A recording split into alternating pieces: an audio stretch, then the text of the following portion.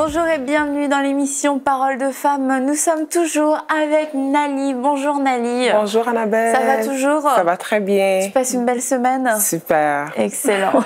En belle compagnie.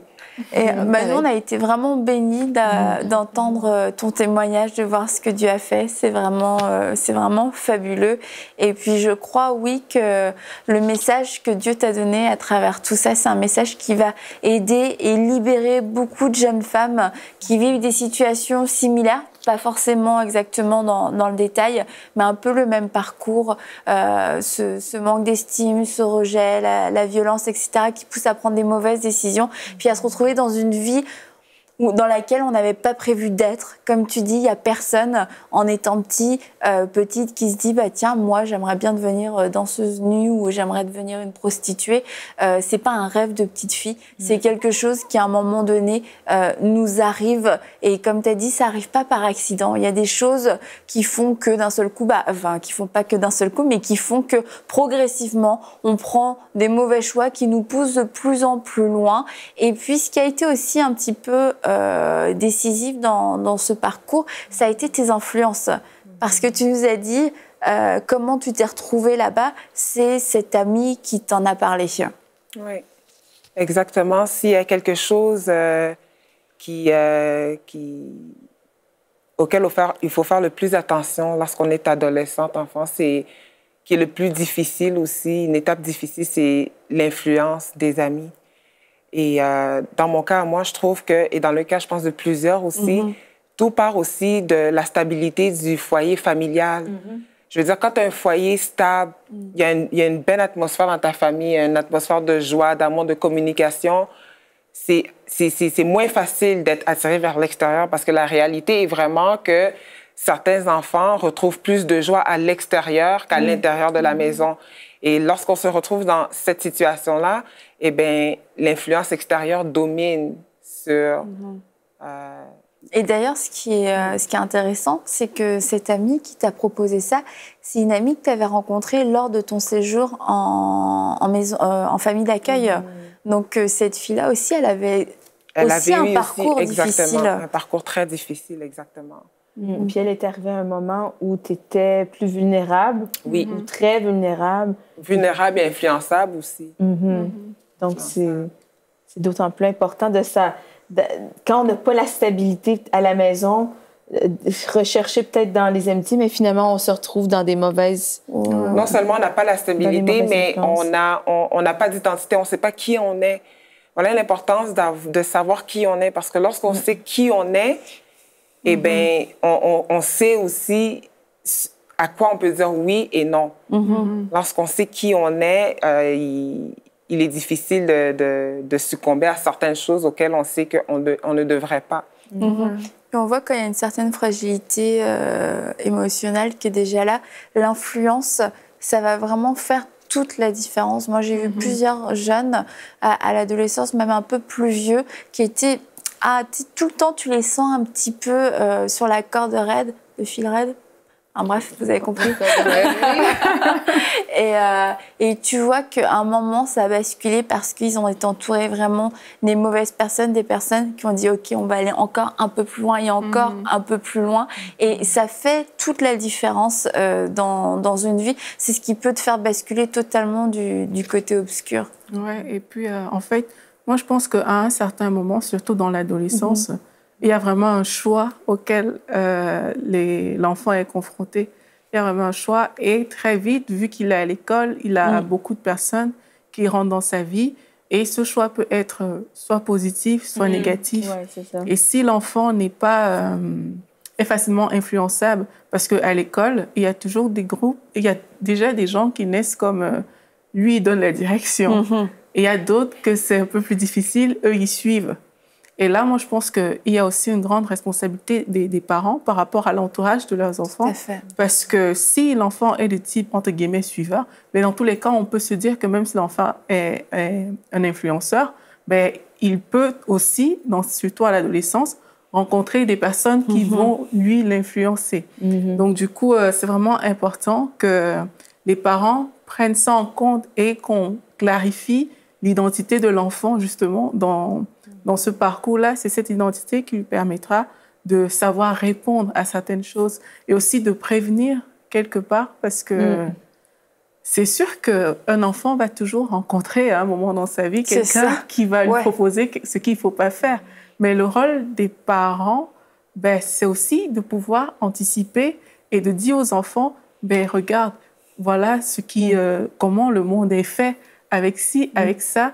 Maintenant, toi, tu as le choix vraiment de ne pas suivre certaines personnes et de parler à tes parents. Et ça, je crois que ça fait quand même une différence au niveau de l'entourage. Quand tes parents, ils savent que, OK, ma fille fréquente telle personne. Maintenant, avec sagesse, on pourra orienter les enfants dans un certain sens. Mais le choix, pour moi, de l'entourage premier d'un enfant, surtout à l'adolescence, je pense que ce choix est vraiment conditionné par comment l'enfant est dans sa famille, dans sa maison. Et si, au niveau de la maison, c'est pas assez clair, mais au niveau de ses choix aussi, on va voir qu'il y a des choses il y a de la confusion. Mais c'est ça, je crois vraiment, les personnes proéminentes pour influencer l'enfant, les premières personnes, c'est ses parents. Exactement. Dans ton cas, Nali, toi, tu as reçu des paroles. La manière dont on influence nos enfants, c'est beaucoup avec les paroles. Qu'est-ce qu'on projette sur eux? Et toi, on t'a projeté une image de rebelle et de délinquante, quand dans ton cœur, tu ne l'étais pas vraiment, mais tu l'es devenu parce que tu as cru ce qu'on a dit.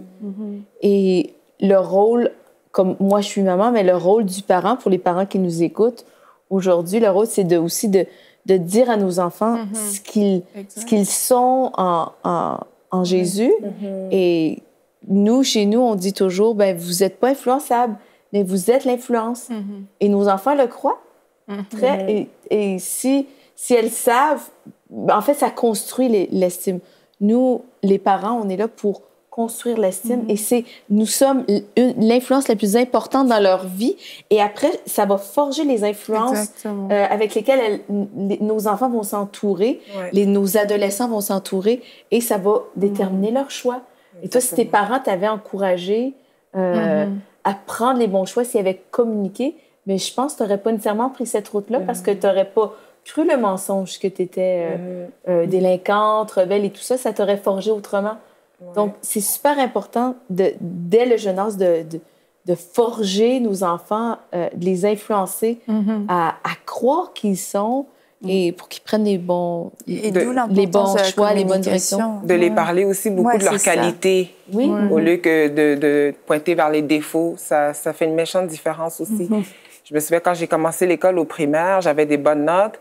Et je me souviens, plus mon père me le disait, plus il me félicitait, plus je performais. Non, mais c'est vrai que c'est cette communication qui est positive, qui est valorisante et qui est basée sur l'amour va faire la différence parce que l'enfant ne va pas les trouver refuge chez des amis qui, au final, sont des mauvaises influences. Et comme tu as dit, Aurélie, la chose, c'est qu'ils vont forcément croiser le chemin de personnes quelquefois peu fréquentables ou qui vont leur faire des propositions parce que les enfants vont à l'école, les enfants vont croiser des gens, on ne les enferme pas dans une cage.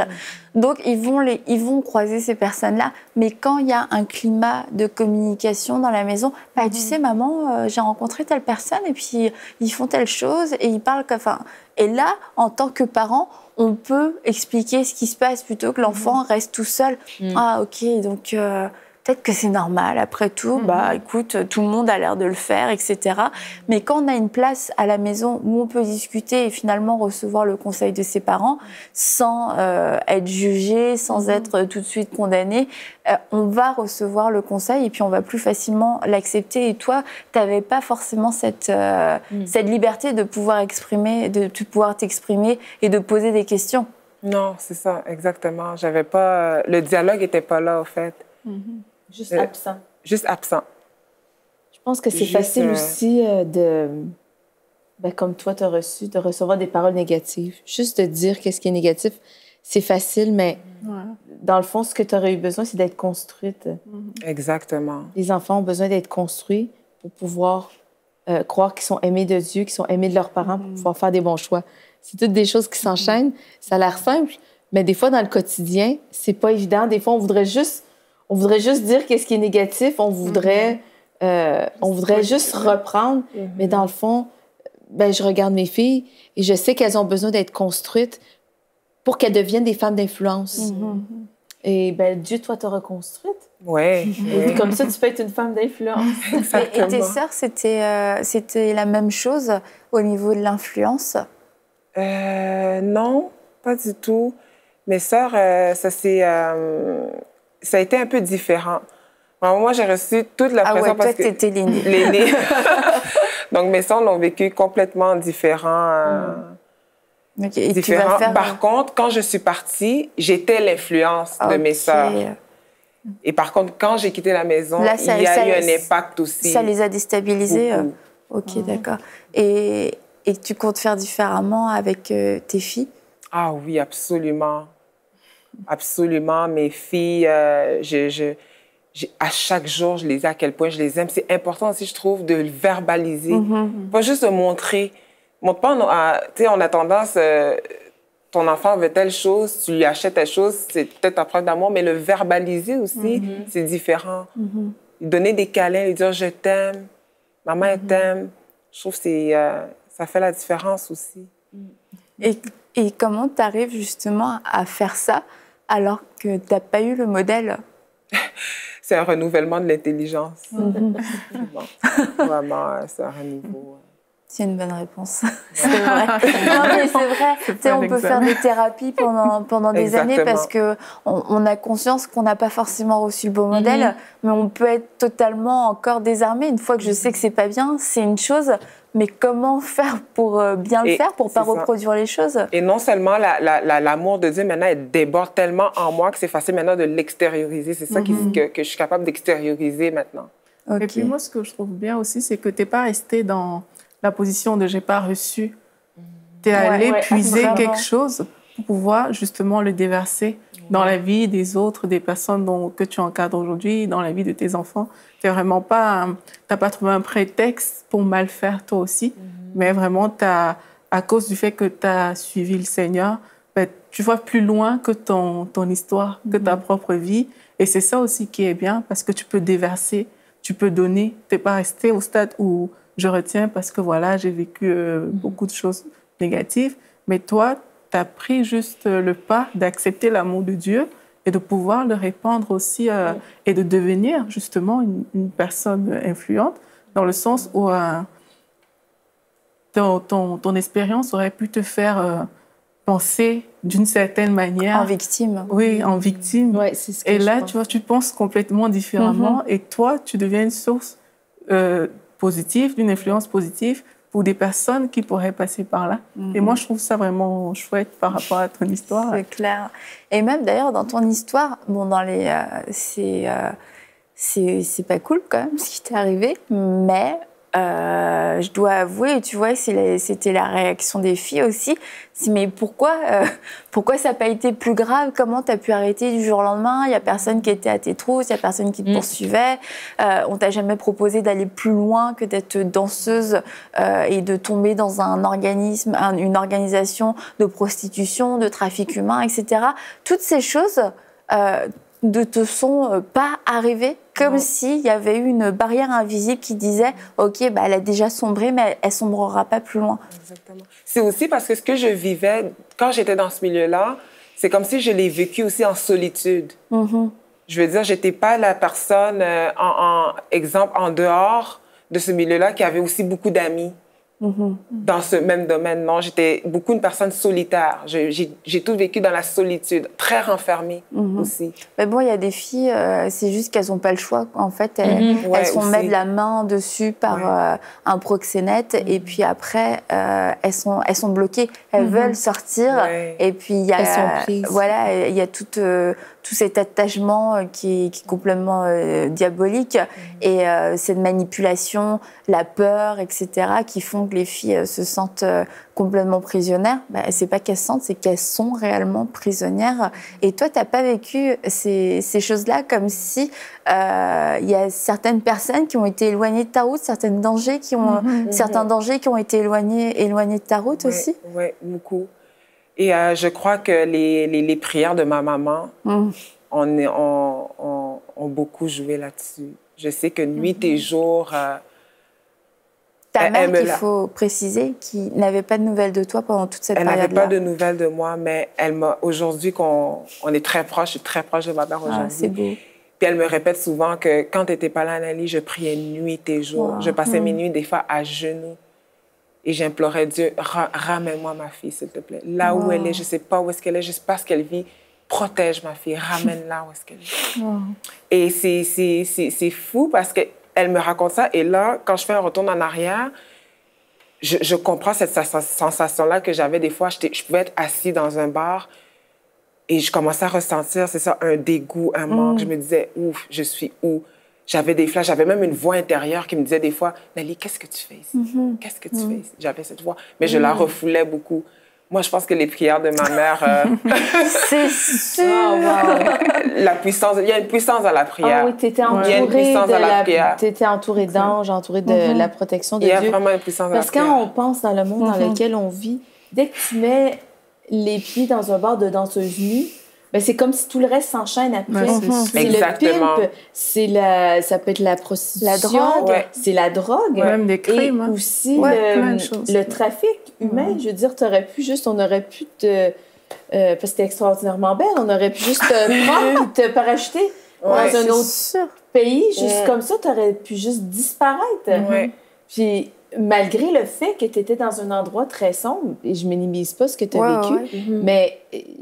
Je sais que ce milieu-là peut être encore plus sombre et je vois vraiment la main de Dieu qui était sur ta vie et je rends grâce à Dieu pour sa protection parce que tu ne serais pas ici aujourd'hui pour nous en témoigner. Tu ne serais certainement pas mariée à Greg avec ces deux petites filles et plantée dans ton église aussi où tu aides d'autres jeunes filles qui ont vécu des choses similaires à ce que tu as vécu. Exactement. Donc maintenant, à ton tour, à cause de la protection de Dieu, tu es devenue une femme d'influence et aujourd'hui, tu es avec nous pour en témoigner. Puis je veux vraiment donner la gloire à Dieu parce que c'est pas toutes les histoires qui finissent bien. C'est ça. C'est vraiment surtout pas quand on passe par là, non. C'est vrai que... Mais toi, tu as revu d'autres filles ou tu as rencontré d'autres filles et tu as vu qu'elles avaient... ça avait été beaucoup plus loin pour elles. Et c'est à ce moment-là que tu as pris conscience que quand même, tu avais été protégée? Oui. C'est à ce moment-là que j'ai vraiment pris conscience de la grâce de Dieu, elle existe. Elle existe vraiment. Parce que quand tu es dedans, dans ta situation, probablement que tu ne réalisais pas. Toi, tu faisais ton petit train-train. C'est ça, exactement. J'étais dans ma routine et je ne réalisais pas, en fait. Mais en sortant de là, jusqu'aujourd'hui, je me dis, c'est incroyable. C'est clair. C'est vraiment, tu as traversé la vallée de l'ombre de la mort sans te faire tuer, sans te faire détruire. Et quand sans il dit, aucune séquelle aussi. Et son bâton, ils étaient là, tu vois, pour te garder. C'était noir, c'était moche, mais pourtant... tu as été vraiment protégée et c'est beau parce que tu vois, après, c'est sûr, la restauration de Dieu, elle est possible à tous les niveaux, mais c'est toujours préférable de ne pas avoir connu toutes ces choses et puis de voir comment Dieu t'a épargné, et pas à cause de toi, parce que je dirais, tu avais fait les mauvais choix qui t'avaient poussé là, mais c'est toi qui as pris cette décision-là. Et puis tu vois, ta maman, qui te voyait plus du tout, qui priait pour toi, sans savoir ce que tu faisais, sans savoir où tu étais, de voir que ces prières ferventes ont fait une différence. Je me dis, ça encourage aussi beaucoup de parents qui sont aujourd'hui dans cette situation. Leur fille est partie ou leur fille s'est vraiment éloignée, même s'ils entendent parler d'elle, mais tu vois qu'elle n'a pas pris un bon chemin, qu'elle n'a pas pris des bonnes décisions, puis ça peut être quelquefois décourageant et désespérant. Comment elle va revenir? Mais là, on entend ton témoignage. Tu as été danseuse dans des bars pendant 6 ans. Tu sais, 6 ans, tu as le temps de te décourager. Puis elle n'avait aucune nouvelle de toi. Tu aurais pu être morte quasiment, que ça aurait été la même chose pour elle. Et pourtant, c'est la prière fervente d'une juste et d'une mère en plus. Et elle a été à son... Comme elle a pu l'être, cette femme d'influence pour toi. Et aujourd'hui, il y en a d'autres aussi. La manière dont elles peuvent être des femmes d'influence, c'est de prier pour leurs enfants. Peut-être certaines femmes ne savent pas où sont leurs filles, où sont leurs enfants, mais elles peuvent être une femme d'influence pour quand même changer la destinée de leur enfant. Qu'est-ce que je célèbre chez toi aussi, Nali, c'est vraiment, on ne ressent aucune amertume. Ouais. On ne te sent pas victime du tout, comme on a dit plus tôt. Je pensais à la même chose. Mais on ne ressent pas d'amertume. Vraiment, tu as vraiment relâché les gens, tu as vraiment relâché ton père, tu as relâché les gens qui... Tu aurais pu en vouloir à toute la planète entière. Là. Exactement. Mais vraiment, on sent ce pardon, on sent te passer à autre chose. Oui. Parce qu'au fait, quand tu viens à Jésus, c'est ça qui est le plus extraordinaire. Il fait de toi une nouvelle créature. Donc, les anciennes choses sont passées. Ça n'existe plus. Moi, l'ancienne Nali, elle est morte, elle n'existe plus. C'est comme pour toi, c'était une autre vie qui est jamais... C'est une autre vie. Je suis capable de parler. C'est comme un personnage. Je suis capable de parler de ce personnage parce que j'étais dans la peau de ce personnage. Mais je ne suis plus cette personne. Et moi, ce que j'aime aussi par rapport à tout ça, c'est que, tu vois, toi, tu as rencontré Jésus et tout. Ta mère a prié pour toi. Mais si ça se trouve, il y a des personnes qui peuvent se dire que « Ah, mais moi, ma mère, de toute façon, elle n'est pas chrétienne, elle ne peut pas prier pour moi », mais qui sont quand même dans des situations délicates, des situations dans lesquelles on ne peut plus faire marche en arrière. Et moi, le point que je veux relever ici, c'est que c'était pas... ta mère a été un canal que tu as utilisé, mais Dieu, il est disponible pour tout le monde. Ça veut dire que si tu n'as pas cette personne qui est toi, qui a été ta mère, mais s'il y a quelqu'un peut-être qui nous regarde aujourd'hui et qui n'a pas cette personne-là, mais la personne a l'accès avec Dieu quand même. Parce qu'il y a des gens vraiment qui cherchent à s'en sortir. Il y a des gens pour qui ça n'a pas si bien tourné que ça. Il y a des personnes qui sont dans ces spirales-là, mais qui ne savent pas comment faire parce que c'est tellement un gros monde que voilà. Et il n'y a que la puissance de Dieu aussi pour exactement. Ça. Je veux dire, moi, dans cette situation-là, ni aucun membre de ma famille aurait pu m'aider à m'en sortir. Aucun ami, même pas mon copain que j'aimais, qui m'aimait, a été capable de me sortir. Il n'y a que la puissance de Dieu qui est vraiment... Exactement. Et elle est disponible. C'est ça. Elle est vraiment disponible pour tout le monde. Il suffit de crier à Dieu. Il suffit, peut-être il y a des gens qui ont des bourreaux, peut-être qu'il y a des gens, je ne sais pas, qui sont dans des situations terribles, mais il suffit de crier à Dieu. Et de la même manière que Dieu est intervenu avec puissance dans ta situation, il va aussi intervenir dans ces situations-là et faire confiance comme tu as fait. Et je pense que ça fait vraiment la différence. Parce qu'on ne peut pas être... donc là, tu n'aurais pas posé cet acte-là, tu ne serais peut-être pas là aujourd'hui. Donc, le pas de poser l'acte, c'est aussi ça que tout le monde devrait rechercher, quelle que soit la situation. Ça peut être une situation plus grave, ça peut être une situation moins grave, mais vraiment poser des actes de foi et appeler Dieu au secours. Moi, je pense que ça fait vraiment la différence pour toute une vie. Quoi. Et je sais aussi, j'aime beaucoup ce que tu dis, Aurélie, ça vient m'interpeller parce que je sais qu'en étant dans ce domaine, l'ennemi vient beaucoup aussi. On dit que le voleur est là pour voler, détruire et dérober. Et c'est vraiment ce que l'ennemi fait dans la vie de ces jeunes femmes.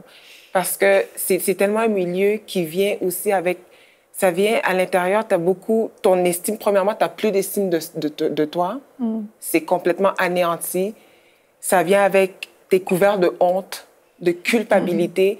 Donc, tu te dis que il n'y a rien qui m'attend de l'autre côté, c'est impossible, ma vie, elle est foutue, elle est finie.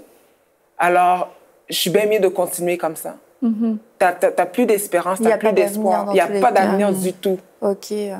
Et c'est pour ça que c'est encore plus un cercle vicieux. Oui, exactement. Parce que tu dis, si je sors d'ici, qu'est-ce que je vais faire? Qu'est-ce que je vais devenir? En plus, tu es inconnu dans le système officiel. Parce que quand on en sort aussi, on ressort avec rien. T'es rien, tu n'as plus un sou, tu n'as plus de vêtements, tu n'as plus d'amis. Tu en sors vraiment avec totalement rien. Donc, tout est nouveau, au fait.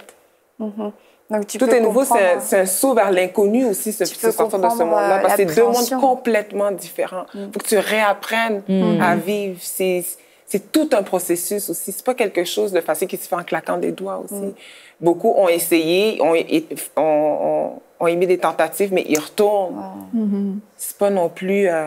Mais toi, tu comprends leur appréhension en fille de sortir du milieu. Ah oui, j'ai beaucoup de compassion pour eux. Je comprends. Qu'est-ce qu'on peut faire si on connaît une personne dans cette situation et qu'elle veut s'en sortir, mais qu'on voit cette peur de l'inconnu? C'est de la remplir avec de l'amour. Moi, je dis l'amour, elle doit se sentir aimée et acceptée aussi.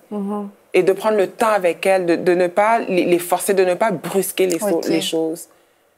Genre, sors, arrête et tout. Non, exactement. Et aussi, c'est ça. Et aussi, je trouve, de ne pas les amener aussi à une image de perfection. OK. De perfection. Tu comprends? De dire que non, là, il faut que tu sois... pour que tu aies des enfants, pour que tu te maries, il faut que tu sois... Non. Parce que même Jésus ne le fait pas. Jésus nous amène dans un processus. Moi, c'est un processus qu'il a fait avec moi. Ça ne s'est pas fait du jour au lendemain. Ben, ton abandon, ouais, c'est ça. Ton abandon, il était instantané. Oui. Tu as eu une visitation comme durant la nuit. Instantané, oui, c'est ça. Tu t'es senti une personne nouvelle en toi, mais c'est comme ton monde extérieur aussi. C'est ça. Là, ça a pris... C'est ça. Ça prend du temps avant de tout reconstruire. C'est un réapprentissage. Ouais. C'est ça. Il y a la partie aussi processus. Oui, on en ressort, mais il ne faut pas oublier qu'il y a le processus aussi. Oui, parce que toi, après, tu es retourné faire des études. C'est ça, exactement. C'était pas évident. C'était pas évident du tout, c'est ça. Se retrouver sur un banc d'école. Exactement. Donc, c'est ça, dans ce domaine-là, c'est ça aussi qui est difficile quand on en ressort. On pense que la vie aujourd'hui, tout est instantané. Tout est instantané. Non, il faut apprendre, il faut développer aussi la patience. D'accepter de rentrer, c'est un processus aussi. On réapprend la vie, au fait. Parce que dans ces années-là, c'est des années perdues. Moi, j'ai perdu 6 ans de ma vie, donc c'est un réapprentissage aussi. Ben, que Dieu puisse racheter le temps dans ta vie et que les 6 années qui t'ont été volées, tu puisses les récupérer en les semant dans la vie de d'autres jeunes femmes qui ne perdront pas 6 années de leur vie. Et puis, comme Mathilde Aurélie disait, c'est qu'il n'y a pas d'amertume en toi. Et c'est pour ça aussi qu'on peut parler de ton père, de ta mère. C'est pas, il y a pas de, ça ne crée pas une atmosphère malsaine, genre la condamnation, mes parents ont fait ci, mes parents ont fait ça. C'est comme il y a eu des situations qui ont fait que, voilà, mon enfance s'est passée de cette façon, mais il n'y a vraiment rien de malsain, de colère, etc., qui s'en dégage. Puis on voit juste que l'amour de Dieu a guéri ton cœur, l'amour de Dieu a guéri la relation que tu as avec ta maman aussi, et on va pouvoir en parler un peu plus demain. On va parler de cet amour, de cette réconciliation, de la compassion que ça a fait naître en toi, et puis de toute la compassion aussi que toi-même tu as reçue et qui a fait la différence. Mais merci beaucoup, Nani, d'accepter de t'ouvrir comme ça, parce que on voit que quand tu dis que toutes choses anciennes sont passées, c'est vraiment passé. Il n'y a pas non plus... Jésus a vraiment enlevé ta honte, et ça, je trouve ça vraiment beau, parce que c'est un message qui va être libérateur pour beaucoup, beaucoup de femmes et de plus vieilles femmes aussi, parce qu'il y en a plusieurs qui sont peut-être passées par là, qui s'en sont plus ou moins sorties, mais qui ont honte de ce passé. Et puis on peut voir que Dieu peut transformer un passé qui n'était pas tellement beau en un message qui va pouvoir délivrer d'autres personnes. Donc je pense que ton témoignage va ouvrir la voie à d'autres témoignages. Alors merci beaucoup, Nali, mais on se retrouve demain pour une prochaine émission de Paroles de Femmes. Retrouvez toutes les émissions de Paroles de Femmes en intégralité sur www.emcitv.com. Cette émission est rendue possible grâce au précieux soutien des partenaires d'Enseigne-moi Canal International. Retrouvez tous nos programmes sur emcitv.com.